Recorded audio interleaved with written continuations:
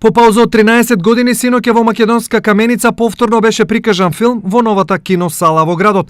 Љубителите на филмската уметност имаа можност да го видат филмот Исцелител, еден од најуспешните остварувања во поновата македонска филмска историја. Идејата е на мене како ВД директор на Кисел Маса да оживееме филмската продукција и прикажувањето на филмовите.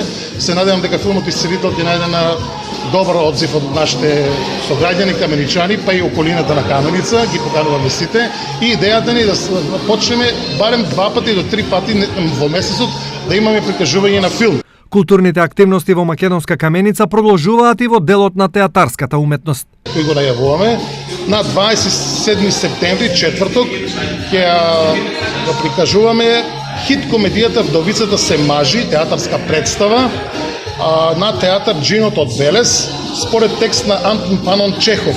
Режија и адаптација на Младен Крстевски, а меѓу главните улоги се Марина Поп-Панкова, Васил Зафирчев и Младен Крстевски.